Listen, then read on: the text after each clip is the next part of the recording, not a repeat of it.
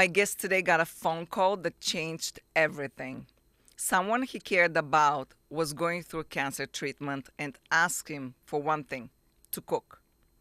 What followed became something much bigger, a way of thinking about food, care, and what it actually means to show up for people when it matters most. Jonathan, when he asked you to cook for him, what did you think you were being asked to do? Honestly, I had no idea. This was a client of mine in the film industry. We had just finished working on a big show. I thought he had left New York, and they called me between Thanksgiving and Christmas asking me to come in for a meeting. I thought it was maybe for a big holiday party, but when I got to the home, I discovered that this person was diagnosed with stage 4 lymphoma, and he would be going through a stem cell transplant, which would mean 100 days of quarantine at home. And what he was asking of me was to become his personal chef, to see him through this period. I was shocked. It's not what I do. I'm not a doctor. I don't work in nutrition around cancer care. So I was shocked. When did it hit you that this wasn't about making dinner? As he was talking, generally he's a pretty tough guy, a big shot, and he sort of explained that this vision was the food the doctors wanted him to eat during quarantine. He already thought he was going to die. And there was no joy. There was nothing enticing about this doctor diet. And he had this idea that if someone cooked the food that he grew up with as a child, it would bring him some joy. And maybe, just maybe, he would actually want to eat. He had already lost 30 pounds. And that maybe this would help him in recovery. And I at first said, no, no, this, I'm not able to do this. But after talking for some time, he convinced me to say yes. And what happened? Started showing up and cooking, and he wouldn't get out of bed. He was too sick. So it turns out, well, he knew this because he researched me. We both come from Jewish, Eastern European, Russian, Austrian background. And so I started preparing foods that my own grandmother, my own mom would have prepared for me when I was homesick as a kid. Matzo ball soup, chicken soup, fresh challah bread, French toast, babka, a roast chicken. Really simple things. And he started eating. And the days went by and he started actually coming out to the table to sit and eat. And he wasn't gray. And I stayed with him the whole time, and he improved. And it was really like it felt like it was a miracle, and I was part of it. How many days did it take? Well, the quarantine is for 100 days. When you have your stem cell transplant, your immune system is brought back to zero. So even just going to the corner store to get the paper, maybe give someone some money, you could get something, you could be dead just from a mild cold. So I cooked for the 100 days, and I stayed on. It was a nice experience, a nice relationship. And then I actually started cooking for others in this similar situation and teaching about it. And how that experience changed you personally, because you call this food with emotional content. Yeah. What do you mean? That came from this guy and this vision of his. Food is food, right? It's calories. It's how you cook it. It's what you go out to eat. Food with emotional content is, where is this food coming from? So an example is my very first conference. I was speaking at a Leukemia Lymphoma Society conference. So there's doctors, cancer patients, and their caregivers, moms and dads in the audience. And I was asked to create this moment to really explain where I was coming from. So I did a visualization. Everyone closed their eyes and think back to when they were 10 years old. You're home sick on the couch, maybe a flu, you had the cold, had a fever, and your mom, your auntie, someone is in the kitchen cooking whatever it is you eat in your family when you're in a situation like that. And I saw smiles in the audience. It really connected with people. And so when I say food with emotional content, it's this idea of this real feeling of joy, heritage, your family. And it's these kinds of foods, I think, that could really help you come back from the brink. And did that experience and how that experience changed the way you worked afterwards and the way your life went? Yeah, I guess it just meant to me that life is just more than work, the day to day. Having joy, having purpose, feeling good really adds so much more to your life than a car, a watch, a nice suit, an expensive dinner. And did that experience help you afterwards to build Queens together? Was that the first step? No and yes. When Queens Together hit, I was already transitioned to doing other work. I was working for a construction company, doing management. COVID shut down New York in March of 2020. I went remote. My wife's a teacher. She went remote. My son's in school. And we're all sitting there. We're watching the world fall apart, people dying, the ambulances. And all of our friends in the restaurant industry were freaking out. They were closing up. They weren't just going to lose their business, but maybe their home. Family would go broke. People had to stop working. So we had this idea that the restaurants already know how to take care of community. Let's raise money to pay the restaurants to take care of the hospital workers first, like at Elmhurst Hospital, and then transition to taking care of people who were out of work or homesick during COVID. And what was similar to my prior experience was where I was taking care of people in I felt like a very heartfelt, personal way. I could now team up with these amazing restaurants and donors and volunteers to help even more people. It was just sort of scaling up, helping thousands and thousands of people by working together with others. And that grew to a bigger scale. And even after COVID, you continued that work. Yeah, we're a nonprofit. We have grown. Because of COVID, we have relationships from Astoria, Long Island City, all the way down to Far Rockaway. So working with donors and volunteers and community groups and food pantries and people in need.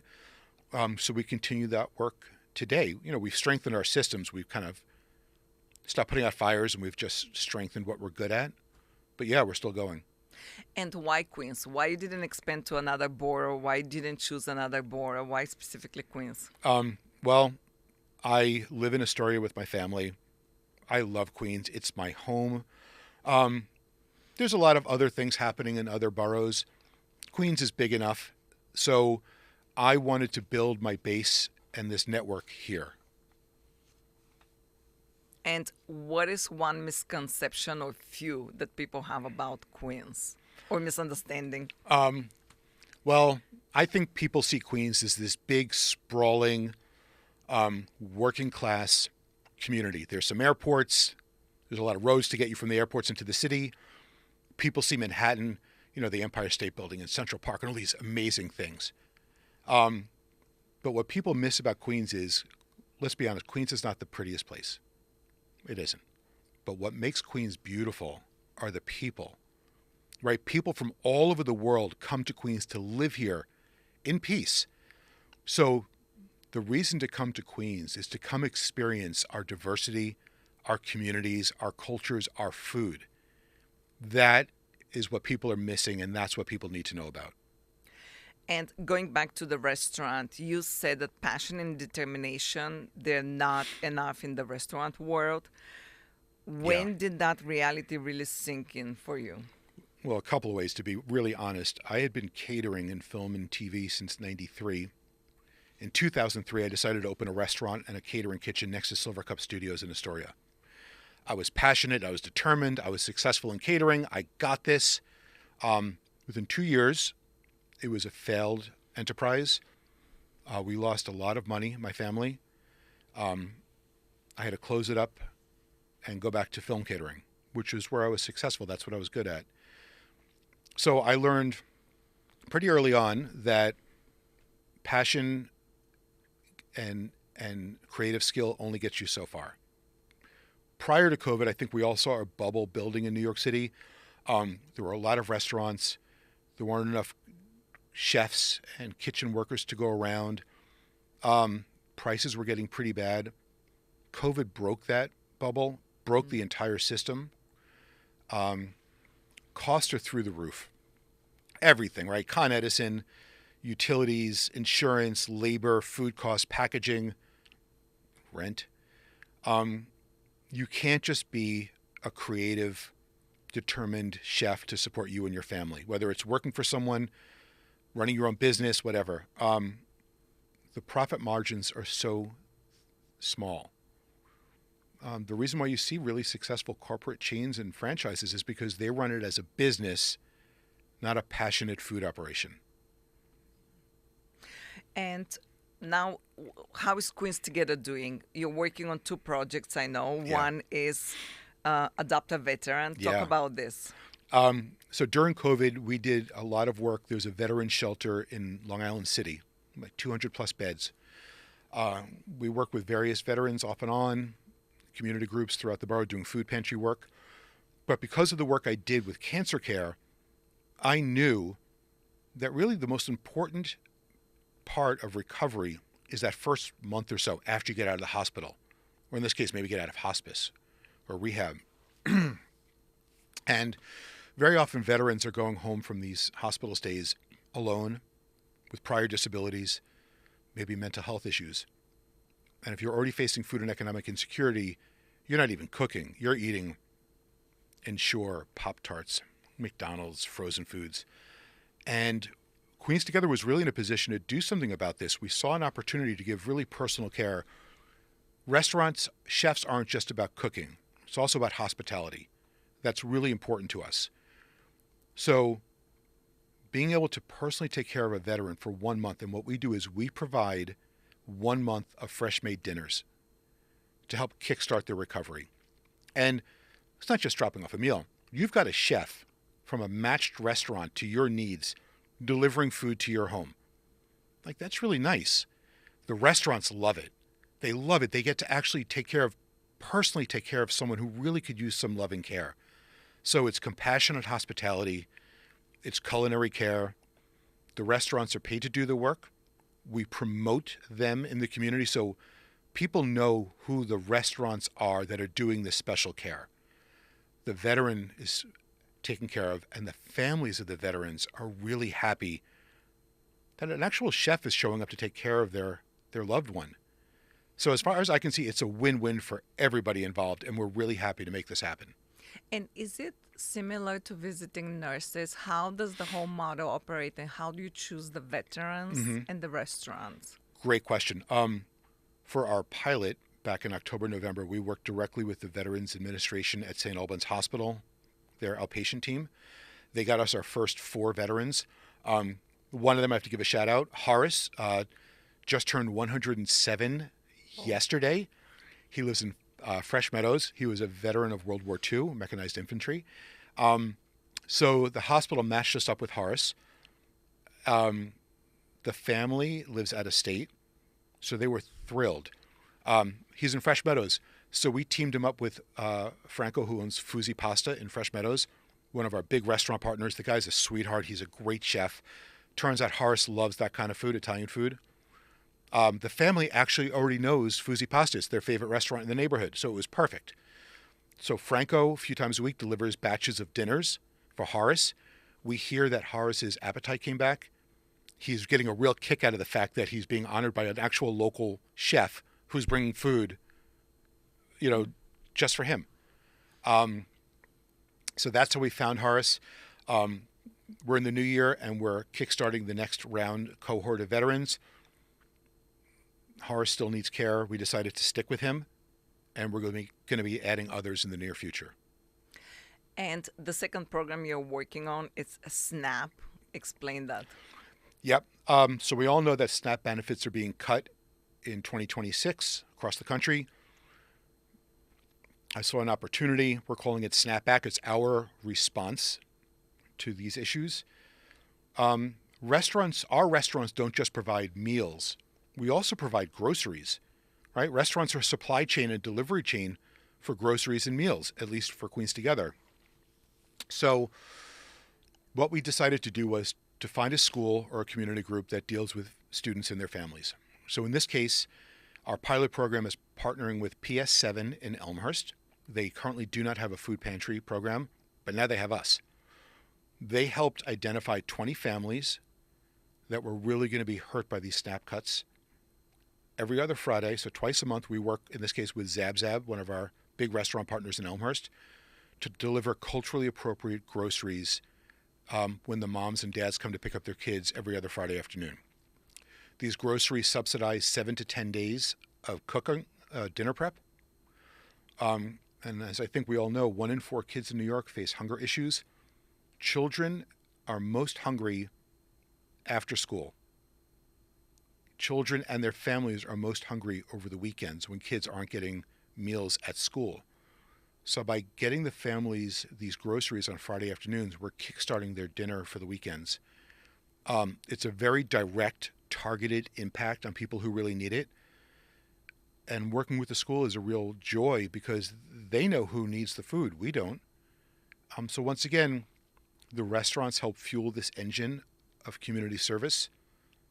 And we hope to scale up the program with more funding, hopefully from our elected officials. And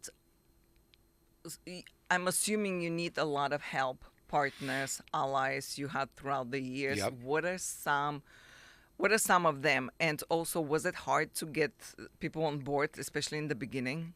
The beginning weeks of COVID hit so hard and fast, it's a bit of a blur. But what I do know is that so let's see, that's almost 6 years ago. So I was 52. I learned how to really use Instagram. We built this whole social presence and we started raising money. And we didn't get donors. We didn't just get donors. We got people saying, we're stuck at home. What can we do? We want to do something. So we got individual donors, which fueled our first 2 years of service. Just individual donations from New York City to as far away as England. People started saying, well, what else can we do? So people started showing up to our food pantries. This was pre-vaccine. Other people were web designers, developers, advertisers, organizers. They all stepped up to volunteer. We built this massive network of donors and volunteers, and then we started calling on our restaurant friends. And that was the original base of our operation. At first it was, hey, we know you got food sitting in your fridge. Why don't you use it up and we're going to pay you to do it? And you're by Elmhurst Hospital. Go deliver it to those doctors and nurses. You are a Tibetan restaurant in Jackson Heights.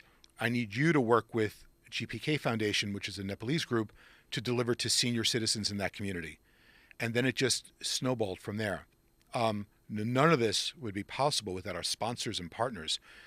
There's one, Hydro-Quebec. They're in town for the Champlain Hudson Power Express project, bringing hydroelectric power from Quebec down to New York City via Astoria. They have been with us from day one, not just financial support. They are out there with us at food pantries. They advise us on our operations. They are not just friends to us, but to the whole community. And then community partners. A big one is the Variety Boys and Girls Club of Astoria. They were shut down during COVID, of course, but they have a parking lot. They have a facility. They became our base for our massive food pantry system that we did with the USDA, the Farm to Family program. Every Thursday from 8 a.m. till 2 p.m., we staged out of there and we distributed food to food pantries across all of Queens. And it was just because we were partners and we could help each other. It was just a matter of asking for help, and people said yes. It's really, I say the silver lining of COVID is discovering how amazing human beings are when people are really called upon to do good work. Where do you see Queens Together expanding and all the work that you do? Because this is a tremendous work and it requires a lot of energy, effort, and a lot of allies and volunteers, right. I'm assuming. Where do you see this going in 5 to 10 years? And are you tailoring it as you go and whatever the problems are in Queens, or you have a clear vision what you want? Queens is the inspiration for everything we do. So what we see happening here, we imagine is happening everywhere. As far as energy, I am so energized by the work and the people I work with. I don't see ever stopping. We had Congressman Jim McGovern come down from Massachusetts during COVID. He was inspecting food pantry and hospital systems around the country, going to visit ones that were working. And he came to visit us twice, I believe, and he told us that we were doing something very unique, working with restaurants to fuel and empower the communities with this food relief. I would love to help share this knowledge and teach it so other people around the country could do this. When I travel, I meet with other people doing this work. So in Mexico City and Lisbon, for example, I have met with other people building other unique and really powerful programs. So I think a network of people teaching what they do around the world would be really interesting. There's so much to do. And I'm assuming that experience changed you as a human, just like the first one when your friend called you to cook for him. How that changed you? I think it's about quality of life. It's not the things you have, it's the things you do, it's the people you have around you. So I want to be in better health. I've learned that just like a caregiver, you can't take care of others if you don't take care of yourself. So I discovered biking during COVID, which is my great joy in life. I'm actually doing a biking trip in Europe later on this year. My wife and I would like to have experiences and have fun. We like to surround ourselves with other people interested in doing fun things. So we organize a lot of dinners, as you can imagine, at restaurants around Queens. We organize a lot of community events. Bringing joy to others and caring for others really does start at home. If you take care of yourself and your family and those around you, I believe it's a ripple effect, and it can really have a powerful impact on your whole community. And if we build cities around joy and not only efficiency alone, what do you think would change first? Oh, well, that's really interesting. I believe that building a city around joy and care does create an efficient system. So one of the things I talk about a lot is free healthcare. Let's just stick with that one for this example. If we had free healthcare, children would be healthier, go to school more, get a better education. Parents would have more money in their pocket because they weren't spending it at emergency rooms or walk-in clinics. Kids would grow up with a better education, get better jobs, have more money for them and their families. So now we're talking about the growth of generational health and wealth. If your kids are in better health and parents aren't taking off from work to watch their kid or taking off from work from being sick, people would be working more and have more money in their pockets. On the other side of this, the biggest reason that businesses lose money in this country is because of sick days from employees. So if people were healthier, stronger, more educated workers, businesses would be making more money. So just with free healthcare alone, bringing joy and care to our city, you would have a much more efficient system on the pathway to health and wealth. And before we close, what was the biggest challenges and what are still your biggest challenges? There's 1 million nonprofits in America. Probably half of them are in New York. We are still a really little unknown organization. Our challenge is just like everybody else, funding. We need funding from our elected officials to do work in their communities, corporate sponsors who want to do community service, philanthropic groups. If more people knew about us and we had more funding, we could just continue to scale up because there's thousands of restaurants in Queens. And I'm sure they would all love to do more of this work with us. And do you think you figured out your mission? Is this your mission? And if you have, how someone can figure that out for themselves? Yeah, man, this is my mission. I love what I do. I love working with others to help others. It's really satisfying. It makes me happy. I think all of the really great things that have happened to me in my life have been through saying yes to opportunity. More importantly, saying yes to opportunity from people that I trust, the people that are asking me or throwing these ideas out. I really trust and admire them. So I think having a mentor in your life, I think saying yes to opportunity, something that sounds like something you could do and you might really want to do, I think that is the pathway to finding your mission in life. Anything else that we haven't talked about that you want to share? Sure. It's back to, like free healthcare kind of thing. We had talked earlier about responsibility in community. I don't think communities are responsible for anything. I think the responsibility of taking care of people falls on our government.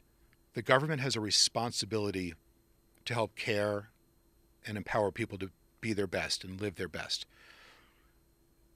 A community takes care of itself because of passion and desire to help one another. I think community, though, is too often relied upon to do that work. And it should either be shifted back to government, or government should admit that community really does a lot of this work, and community groups should be funded, really funded, to do more of that work that we're really good at, because we're boots on the ground. We know what our neighbors need. Great. I think that's a great way to end here. Jonathan, thank you so much for being here, and wish you all the best in the work that you do.